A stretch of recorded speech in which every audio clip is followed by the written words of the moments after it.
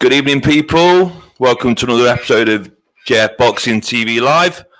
I'm your host, Jack Fletcher, and tonight we've got Mr. Leigh Wood online.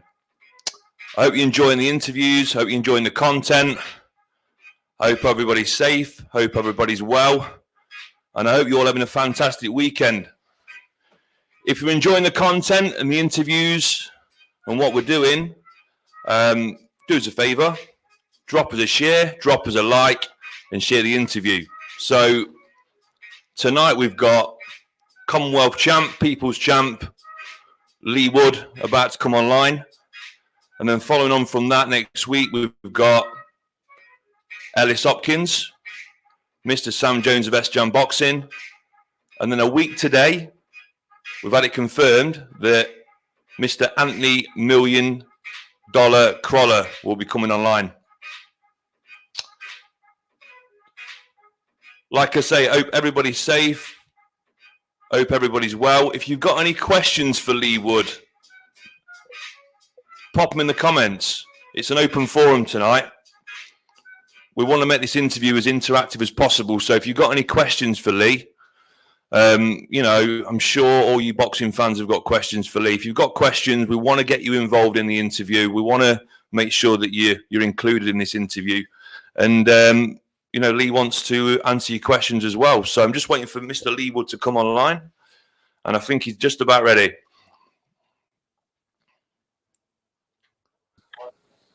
Leigh, how's it going? Mate, son. First of all, thanks for coming on. Got to keep relevant, aren't you, in the this day and age of all this tech and that, and social media and all that side of it. So obviously we're coming up to sort of week 5 of lockdown now, and it's a testing time for people. You know, there's probably a lot of people out there who are probably finding it quite difficult. As a professional athlete, as a boxer, how have you been coping with it day to day?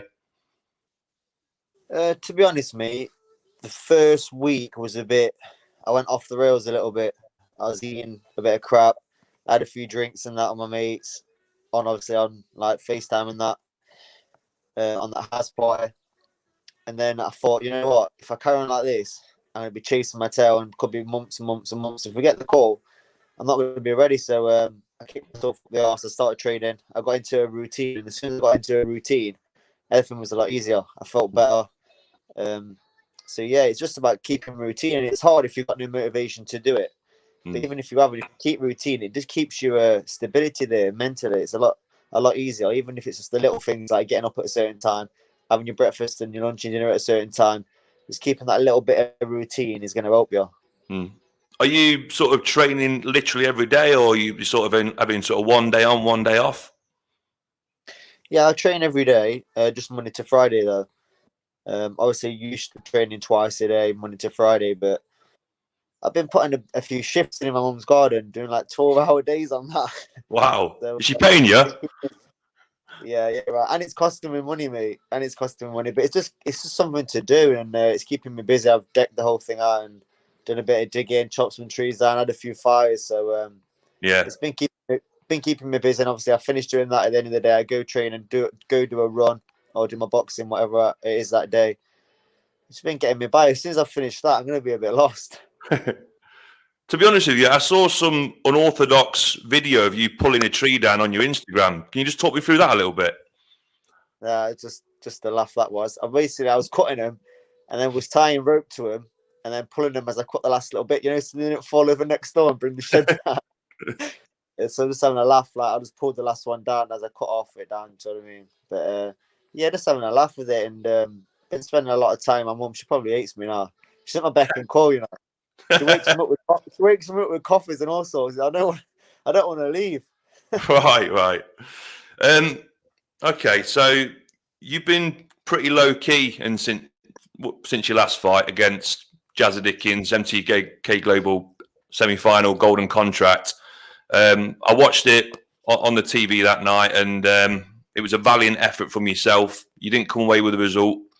It must have been pretty heartbreaking to sort of experience that. What'd you say? Yeah, it was frustrating. It was very frustrating. I knew it was going to be out of me and him from day dot.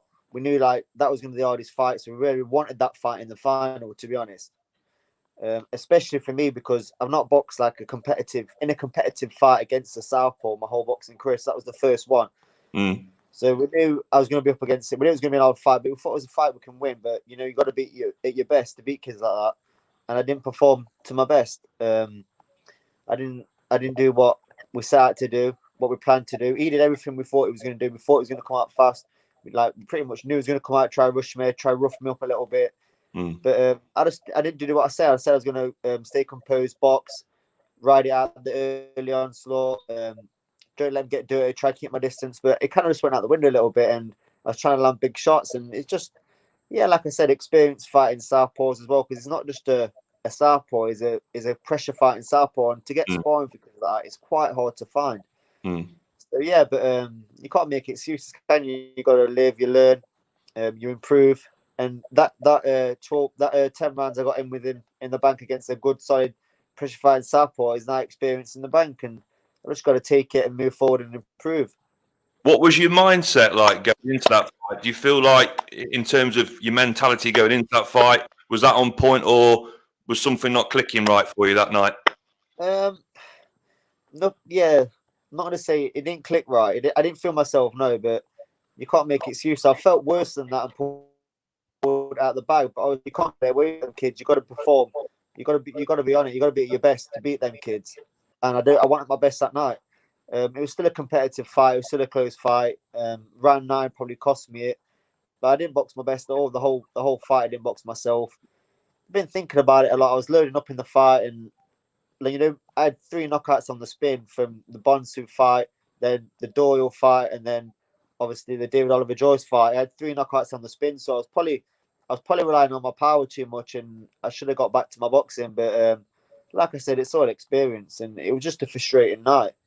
I think in that last round, the last 30 seconds, you nearly got him out of there. You nearly got him out of there right in at the last 10 seconds. And if it would have gone any further, another 30 seconds, you probably would have won that fight.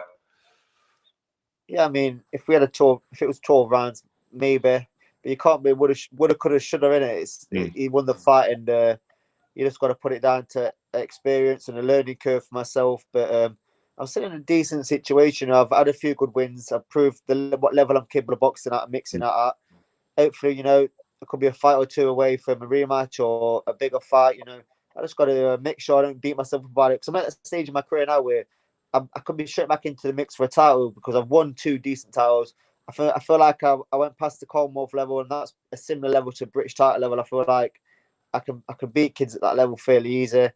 Obviously, the WBO European, it's not as prestigious as a European title, but I think I can mix it at that fairly easy. So, you know, hopefully that'll put me, having them good wins will put me back in the mix for a decent title after my next fight, or maybe my next fight. So I'm ready. You know, this what's happening with all sport at the minute. It could actually play into my hands, because I could end up fighting on another bill earlier than I thought. Could be abroad. Yeah, I've just got to see how it goes, and that's why I'm staying ready. I mean, many champions say they learn a lot from losing a fight. How much do you feel that you learned after that fight against Jazza Dickens? Yeah, I think it identified areas I need to work at. I mean, I can do things that some world champions don't do. I can do things better than world champions, but then I'm not doing things that kids at area title level are doing, and that I should be doing, like with regards to defense and just basics that I should be doing. And I've identified them now, and I look back and think, you know what, that's stupid. I shouldn't be doing them silly mistakes. So I need to iron them out. And yeah, I think it's definitely a blessing, because when you keep winning, you don't look at your style and you look at the way you box and think, oh, I need to work on this, I need to work on that. When you lose, you're like, right, I need to make sure this is not happening anymore. I need to make sure I don't do this anymore. Silly little things like that. And sometimes it takes a loss to address them and kick up the arse. It appears now, Lee, that your sort of motivation levels and your focus are back on point. Obviously, to suffer a loss like that, as any loss in boxing, it can hit you quite hard after the fight for maybe a good couple of months. Yeah, I mean, I've got the experience. I've done it before, and it was a lot more painful the first time round for the British title. It wasn't ability I lost it. I lost because of like the way I did the weight, and not boxing past the rounds, and like it was frustrating. It was very frustrating, and then like taking that, I was like borderline depression the first time round because I went off eating loads, banged a load of weight on, going out drinking, and it's not the way to do it. The way to do it is thinking, right, have that mindset, right, I've been beat, I need to work on these things. I'm going to come back even better yet again. I've done it before and I'll do it again.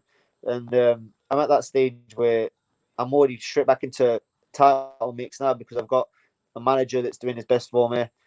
Everything else around me is there for the taking. So I've just got to make sure I don't sit back and beat myself up. I've just got to keep going and keep pushing, keep improving and keep working hard. So effectively, you bounced back a lot quicker this time round then. 100%, mate. 100%. I mean, last time I was waiting years for a shot, then I had injuries and loads of things went off, and it just, for the chance of that to happen again, it's quite slim. I mean, touch wood, I won't get any more injuries, and I've got a good manager. Opportunities are right there. Obviously, he's very close with Eddie, so I mean, if it wasn't for coronavirus, I'll probably be fighting very soon anyway on the MTK final undercard, which was always the plan. But something else could have come up now, and that's why I got to stay ready. At the minute, are you staying sort of pretty stringent with your training then, or have you sort of fallen off a little bit because of this situation? Because at any point, this could turn a corner, and fights could probably get scheduled in again. Are you fight ready? Like I said, the first week when everything kicked off, I just got back from Dubai a long weekend with my mates. Nice little break. Yeah. Perfect timing, to be honest. Perfect timing. Nice family. Brilliant place. So yeah, that was perfect time because literally the day I flew home was the day they locked it down, closed all restaurants and bars and everything. So I had a really good weekend. So when I got back, everything kind of locked down. I think it was 2 weeks after that when everything got locked down officially and we couldn't leave home or nothing. But I was thinking, how long is this going to last? I think all these questions I asked myself, and I got into a bit of a rut and living wrong. And then after that, I mean, my mate Sammy's kicked me up the arse, and he said, like, look, these things could happen. Like, this is going to be a golden opportunity for you if you can just stay ready. I thought, you know what I've got to lose. I'm getting older. I don't want to be sitting around waiting. Then someone gives me the call, oh, do you want a box? I'm like, yeah, I need 10 weeks to get ready. You can't do that. So I'm just going to, like I said, stay ready. I'm really fit right now. I've got my weight down to where just below it normally is. I can make championship weight in less than 3 weeks if I had to. So yeah, I'm all I need really is probably 2 or 3 weeks of sparring, maybe 4 at a push. If that, I could do it with 3, and I'll be ready to go. I know that one of your dreams was to fight at the City Ground in front of a capacity crowd. Do you still feel that's a realistic possibility at some point in the future?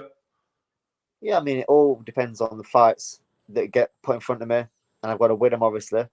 But yeah, I mean, why not? I mean, boxing's booming. We're seeing more and more arena fights, but it all depends on the opponent and for the kind of fight. I mean, I did say before it'd have to be for like a world title eliminator or something around that level, or I'll have to fight a previous world champion or something like that. It has to be that big.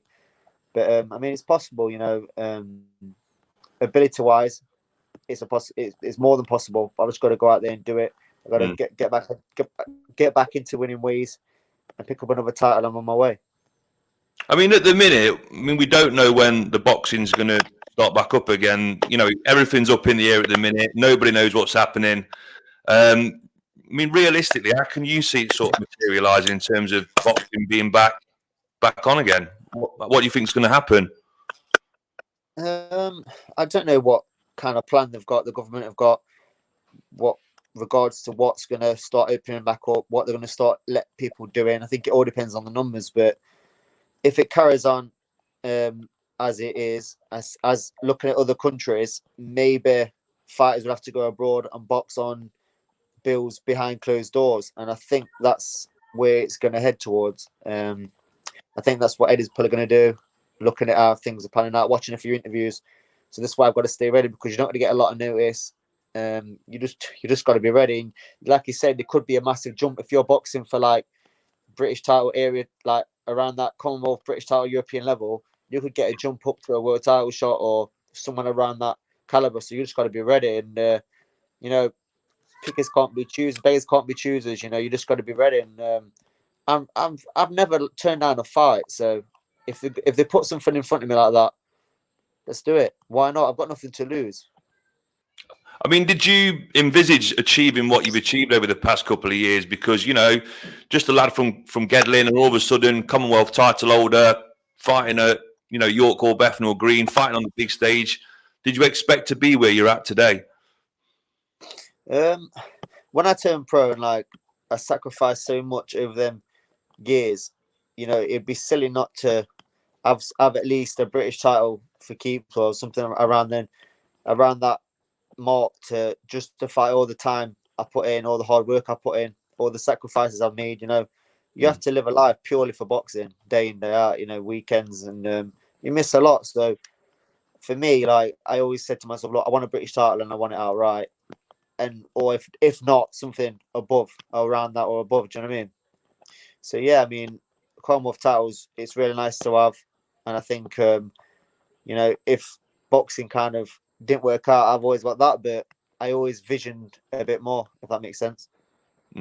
What's the pinnacle for you now, Leigh? What's the end game? What's the end goal in terms of what you want to achieve in terms of belts? It's not really about belts for me. I mean, like I said, the British title was always something I wanted because that's the first belt I seen when I was a kid. Nicky Booth, Jason Booth. Yeah. Obviously, Froch, I hold their belts, and that British title stood out. It's like, look, I want to get one of these. But as I've turned pro, I'm not really bothered about loads of internationals and WBC this, because there's that many belts now. It's like everyone's got a belt for loads of different. There's a belt for every country. It gets a bit stupid, but the British title's prestigious, so I'd like that. But apart from that, I just want to be in big fights. I just want to be, that's where the fans are looking at. They respect you more for being in them big fights that are 50-50 than being in fights that are like, oh, he's boxing for a belt, but he's fighting for a kid that he should be. Do you know what I mean? You don't get as much respect. So I'd rather be in them fights where people would say, oh, I think he's going to get beat. I like to hear that. Oh, I think he's going to get beat. I think he's going to smash him. Or I like to hear someone doubt me. That really, it motivates me more. Got a question from someone who's tuned in, Ian Thomas, and but is there anything that you're going to do differently regarding training going forward? Yeah, definitely. I mean, we're going to do a lot more defense work, because my defense really is quite poor. I throw shots with my chin up in the air when I throw certain shots. So looking at things like that, I need to improve on. So when I iron out a lot of basics really that I should have done it back to front really. I could do things that some kids can't do as well, but my basics, like I said, I need to work on loads of little bits and bobs, like dropping my hands when I do things. Inside fighting is quite poor, so at least I've got loads to work on going forward, but my training is going to be slightly different, yeah. What do you think that your biggest downfall was against Jazza Dickens on that particular night? If you could say one thing. One thing. I'm going to say putting too much into individual shots, mixing my power up. And if you look back at fights before, like the Doyle fight, I wasn't really loading up until I knew I got him. So, quite silly, really. But you live, like I said, you live and you learn. And going forward, I got a box before. Because all my decent knockouts were always really when I started to box. I broke people down, I set people up and then knock them out. Whereas against Joyce, I just come out, I was loading up too much, and then against Jazz, I was loading up too much as well. And I was like shots going over the top of his head. So if I mixed my power up, I wouldn't have been as predictable.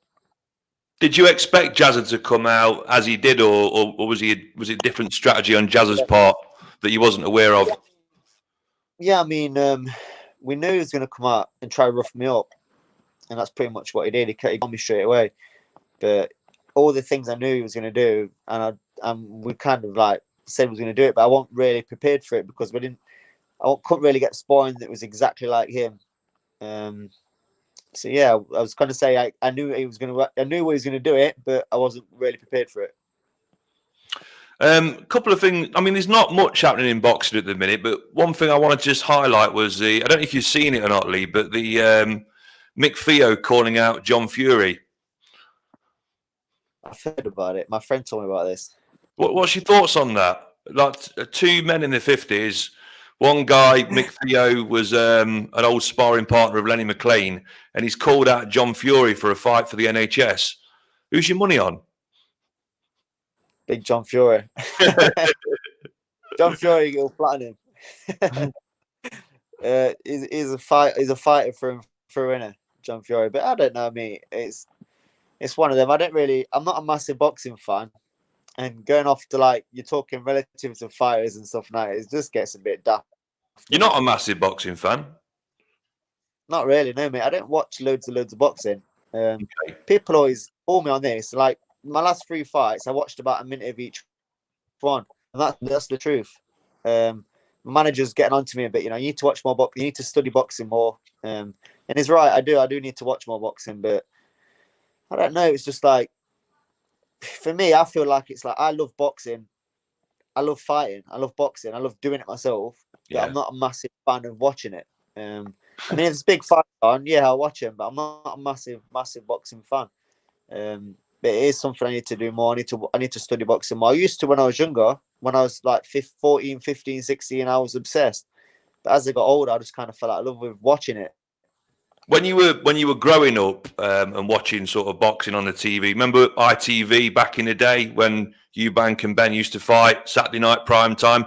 Who was your? I think that was a bit before my time. Oh yeah, well, yeah. Show my age now, mate. I remember Naz being on TV once, and I think my mum put some, and I said something like, "Oh, Prince Nazim" or something. I went, "What is a real prince?" She's like, "Yeah." Who's your biggest inspiration, Lee? Who's your biggest inspiration?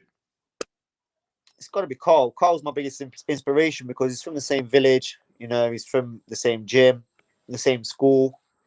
So he's more relatable to anyone else. But when I was coming through, like in the amateurs, I used to watch a lot of Eric Morales. I was obsessed with him. All his fights, sparring videos. I used to get off people.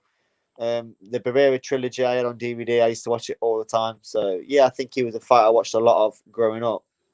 I mean, Carl Froch is hitting the headlines quite a bit at the minute, and there's a lot of talk about him and Calzaghe both fighting, coming out of retirement. Now, you're a massive Carl Froch fan. He's your inspiration, but I'm going to ask you a very tough question now, Lee, that I'd like you to answer.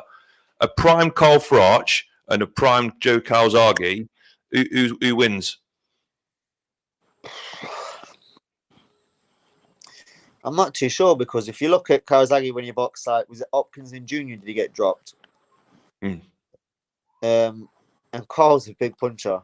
Carl's a very big puncher. So I don't know if they'd let him off the hook, but his work rate and boxing ability, it was for me. I wasn't a massive fan of Calzaghe because I felt like he slapped a lot. I mean, he did punch as well, but I mean, I felt like when he was inside in bursts, he kind of rabbit punched a bit, and it kind of put me off his style. But no, he was very good. I mean, he beat Lisa, but he was probably slightly overrated.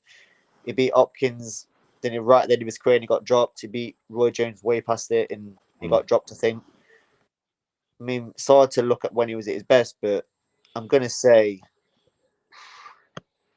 I'm gonna have to say Froch. I'm gonna have to say Froch. You did say to me before the interview started, throw anything at me. So that is a tough question. So well done for answering that, mate. I'm backing my boy on her. Yeah. Got another question here from Ian again. There you go. One venue you would like to fight at home or abroad? I think you've mentioned the home one already. So abroad, where would you like to fight abroad? Vegas, baby. Yeah.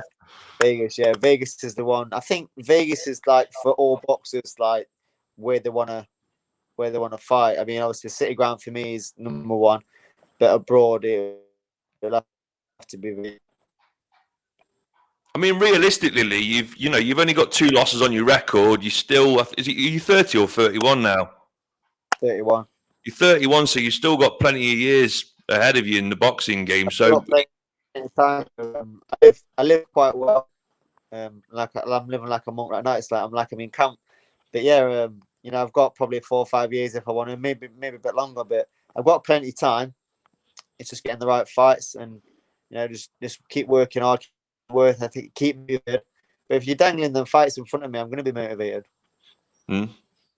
Just a demolition man come in, and he's just put champ. Yes, killer. Nice one, killer.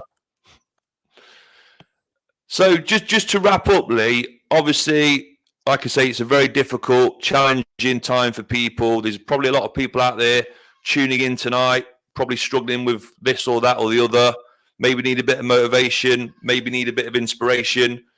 Leigh Wood, what would you say to people out there that maybe need a little bit of guidance at the minute? Just like I said earlier, try and embrace it. I mean, try keep routine is my number one tip, my number one advice, because you start going to bed at 4 o'clock in the morning, waking up at midday, and then you not only your sleeping patterns then all over, then your eating patterns all over, and sometimes you can lose your mind a little bit without routine. For example, like the first week, like I said, I was all over the shop and lost routine a little bit. I come downstairs, I went to get some orange juice, right, and I got the pint glass, poured some water in it, ready to put some orange in it. I went to the fridge, opened the fridge, I got some milk out, I poured the milk into the water. Just because I was like, what am I doing? I'm not thinking straight. Do you know what I mean?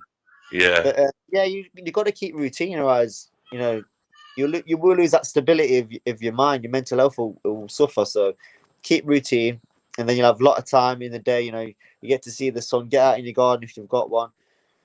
But yeah, life's short, mate. So, yesterday we had some sad news of passing of a girl I knew not very well, but I met her a few times. I've seen that.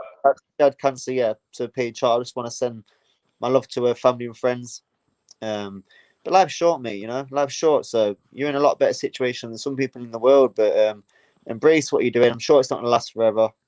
And try keep routine and try keep spirits high. Two more questions. What have you learned from this experience so far? And what bad habit have you picked up, if you picked up any? During lockdown? Yeah. So what have I learned? I've learned, my mum's learned a lot. My mum's learned how to cook a good omelette because I've taught her, and now she's getting really good at it every morning.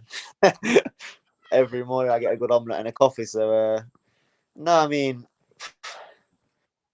I don't know, mate. I've learned how to landscape, cut trees down, done a bit of tree surgery.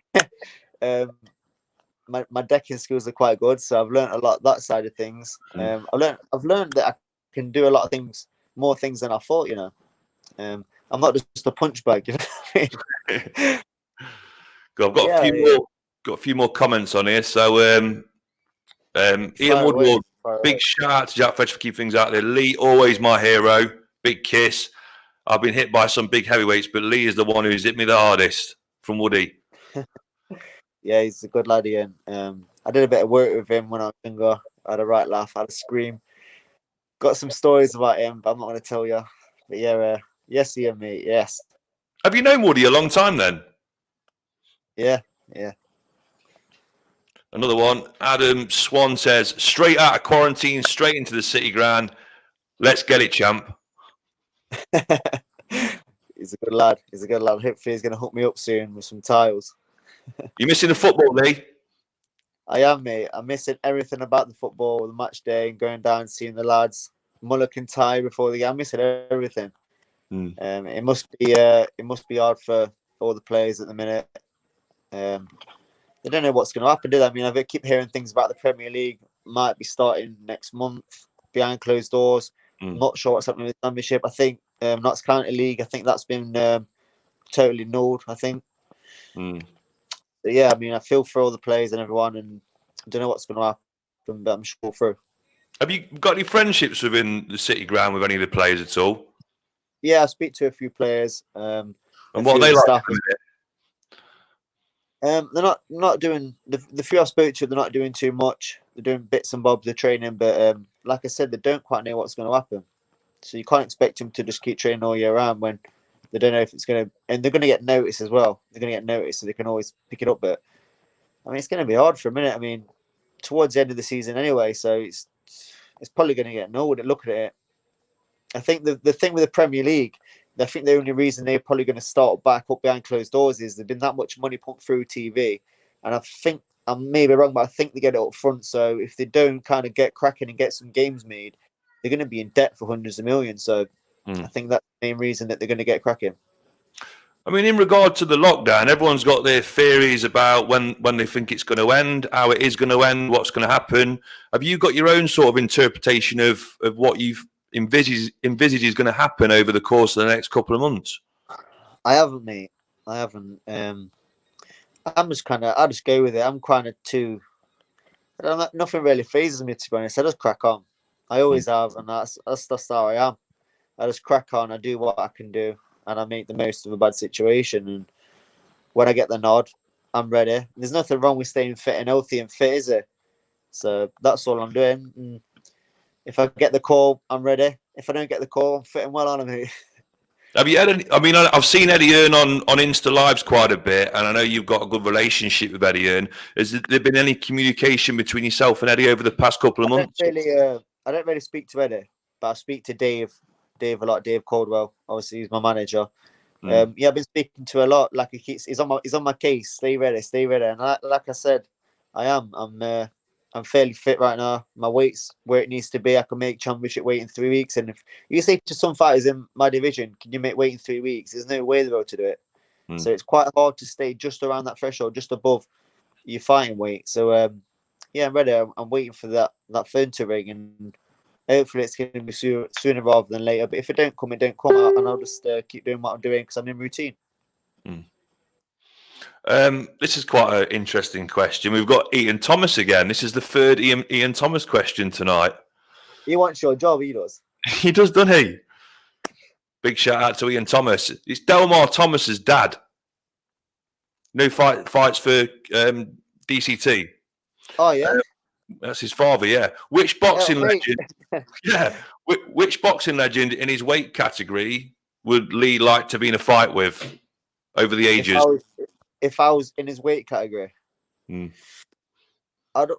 To be honest, like I said earlier, I was quite a fan of Morales and all fighters around that weight from watching him fight him. Like obviously fought and beat Pereira. He fought and beat Pacquiao. So I'd like to see at his best and me at my best how far off that mark I'd be. Okay. So I'd like to fight Morales, you know, when he was around, then we're tight level and see how I fare. Do you know what I mean? Just going to wrap it up with one more comment. Yes, Leigh Wood. Do you know this guy? Mate. Yeah, I've got him on my Facebook. Yeah. Leigh, any final words or anything you wanted to add to the chat today at all? Not really, mate. Just hello to everyone, and you know, just try to stay strong. A lot of people will be struggling. You know, some people suffer quite bad with anxiety and they worry a lot, especially like times like this. It's not going to be easy for them kind of people. So I'm quite lucky, like I said. You know, I just take things that come. I'm quite happy go lucky, and you know, I just crack on. But some people will be struggling. Some people are on their own. If you are on your own and you're struggling, you know, drop us a message. I try to reply to everyone best I can. Yeah, and just try to look forward, and we'll come out of this. Everyone will come out of this, and things will go back to normal, hopefully sooner rather than later. Leigh, it's been really good talking to you today. Stay safe. Keep gardening for your mum. And thanks for speaking to JF Boxing TV Live. Cheers, mate. And I'll talk to you soon. Catch up soon, mate. Cheers, Leigh. See you in a bit. And that was Leigh Wood. Leigh Wood on lockdown. Landscape gardener, professional boxer, Commonwealth champ, and People's champ. So that's it for another evening of boxing entertainment. We've got a packed interview card next week. Tune in. Stay safe. Share this interview if you liked it, and we'll talk to you soon. Thanks for tuning in to JF Boxing TV Live. Take care. Bye-bye.